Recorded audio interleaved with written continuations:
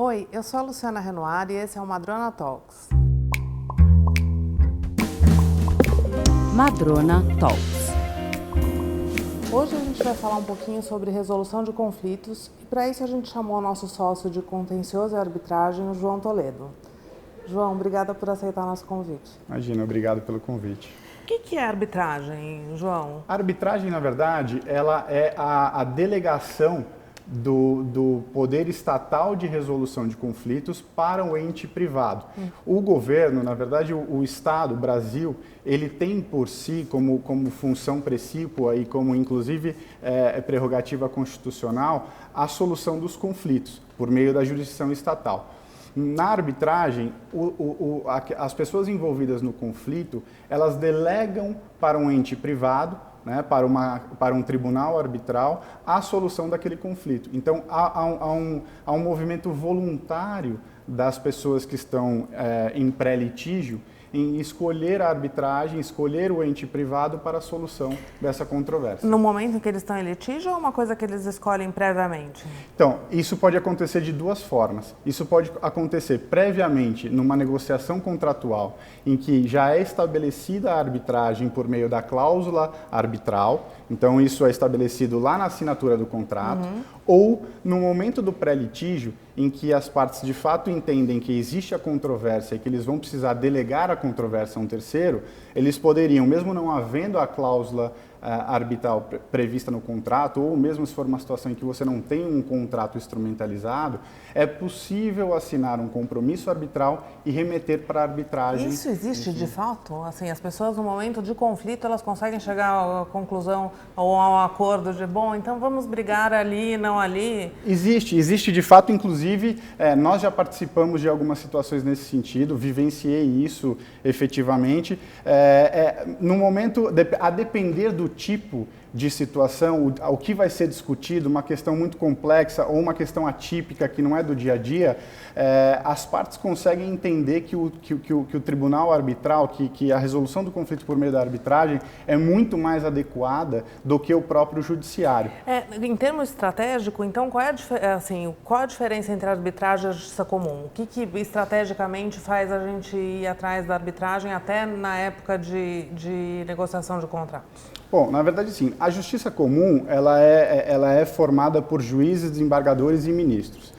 E por mais que se tenha a formação dos juízes, por mais que eles sejam, de fato, acadêmicos, estudiosos, eles não conseguem, na justiça comum, abarcar todas as especialidades do direito. Então, um juiz de primeira instância, por exemplo, ele julga desde um caso mais simples de batida de automóvel até um caso super complexo de fusões e aquisições, um caso de um conflito em M&A, dentre outras matérias. Então, a vantagem estratégica da arbitragem é você levar para um julgamento especializado. Então, vamos supor, você tem uma questão que envolve a construção de uma planta industrial e você tem uma discussão do contrato de EPC, do contrato que você fechou junto com a construtora. Num painel arbitral, levando a discussão para a arbitragem, você pode formar um tribunal com um advogado que conhece, especializado em construção, que conhece ali as nuances do contrato de construção, com um engenheiro que sabe, que tem o conhecimento técnico e outros profissionais que poderiam agregar isso. Então, quer dizer, é uma solução extremamente especializada e essa é uma das vantagens. Sob o ponto de vista estratégico, existem muitas diferenças entre o procedimento arbitral e o procedimento da jurisdição estatal. Inclusive por meio de escolha de como vai proceder, então quais são os prazos, qual é o formato de produção de prova. Na arbitragem você não tem segunda instância, você não tem recurso, na primeira e na jurisdição estatal você tem recursos para a segunda instância, para as instâncias superiores. Aproveitando esse seu gancho, eu tenho duas perguntas. Claro. As pessoas ficam muito infelizes com o final da arbitragem e se sentem mal atendidas por não ter o recurso? Não necessariamente. Na verdade, a arbitragem, como eu falei, ela tem, na verdade, uma solução mais técnica e mais profunda do que o judiciário.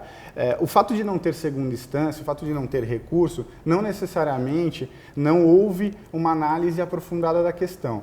É um julgamento que geralmente, né, pode ser por um único árbitro, mas geralmente ele já é colegiado, como no caso da segunda instância na Justiça Comum. E a forma de condução do procedimento arbitral, a forma de exposição, a oportunidade que se tem de apresentar o caso aos árbitros, ela é muito mais ampla do que na Justiça Comum. Né? Para você ter uma ideia, em alguns casos, a audiência arbitral ela dura 3, 4, 5 dias, a depender do número de testemunhas, a depender do volume do caso. É uma análise mais profunda, você acha? A forma de apresentação do caso ela é muito mais exauriente para o tribunal arbitral. O contato entre o advogado, né, e o julgador, ele é muito mais próximo. O julgador, ele não fica tão restrito às situações do dia a dia do Código de Processo Civil, que muitas vezes não é apresentada uma manifestação, o juiz não autoriza que se apresente ela depois de um determinado prazo, e o tribunal arbitral já age de forma um pouco mais flexível, obviamente dentro de determinadas regras, de modo a conhecer a verdade, de modo a apurar profundamente essa verdade que está sendo, a questão que está sendo discutida ali. E aí você falou um pouquinho que as partes escolhem os prazos, os procedimentos. Hoje em dia a arbitragem ela é realmente mais rápida do que a Justiça Comum? Aí existe um ponto, né? A arbitragem é de fato muito mais rápida do que a Justiça Comum, mas muitas vezes se tem uma expectativa da arbitragem que ela não existe. Na verdade, inclusive em alguns contratos, você verifica cláusulas arbitrais dizendo que a arbitragem vai terminar em até 6 meses.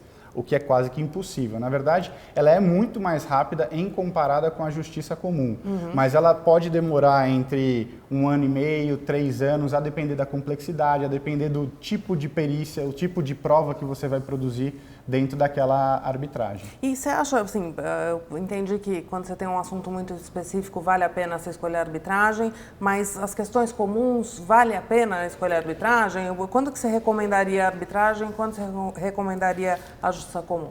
Eu tenho uma visão específica com relação a isso. Na minha visão, a arbitragem é um meio de solução de controvérsias, de questões complexas, de questões estratégicas, de questões envolvendo altos valores. Não é, na verdade, um meio adequado, até seria adequado, mas não é um meio propício para questões mais simples, questões do dia a dia. Existe todo um movimento de tentativa de fomento da arbitragem mais simples, com câmaras virtuais, com câmeras eletrônicas, mas eu de fato acredito que essas questões deveriam permanecer na Justiça Comum. E manter, porque a grande verdade, eu costumo dizer que a arbitragem, o advogado que atua com a arbitragem, não é a mesma advocacia da Justiça Comum. A forma de apresentação do caso é diferente. Como eu disse, a gente tem um outro tipo de audiência, né? A estratégia para a audiência é diferente da audiência da Justiça Comum. Então, é muito específico para querer trazer casos pequenos para dentro da arbitragem. Então, isso tem a ver com custo também? Tem a ver com custo para as câmaras tradicionais. Para essas câmaras que eu mencionei que estão tentando fomentar a arbitragem num âmbito mais simples, de uma forma mais simples, o custo é vendido como um custo baixo.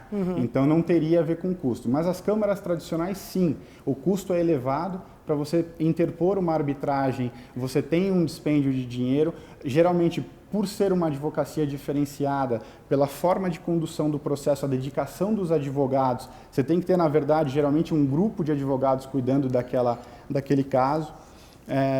Então, de fato, é muito mais custoso ingressar com uma arbitragem do que ingressar no judiciário. Quando a gente vai negociar contratos em que a gente escolhe a cláusula arbitral, você acha que tem algum cuidado que a gente tem que tomar? Na verdade, todo cuidado tem que ser observado com relação à cláusula arbitral, né? Por quê?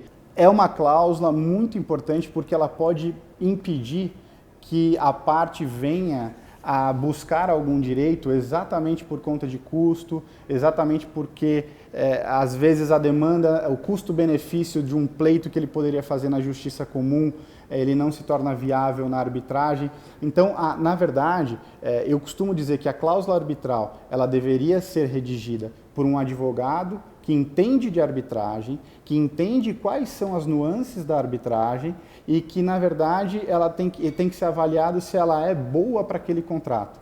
Então, esse é um primeiro passo, né? Entender a cláusula arbitral não pode estar virar uma no cláusula contrato. padrão, não. assim, tem que ser analisada caso a caso para aquele contrato. Exatamente, ela não pode entrar no contrato por inércia. Ela tem que ser boa para aquela situação. Então, a depender do caso, incluímos a cláusula arbitral.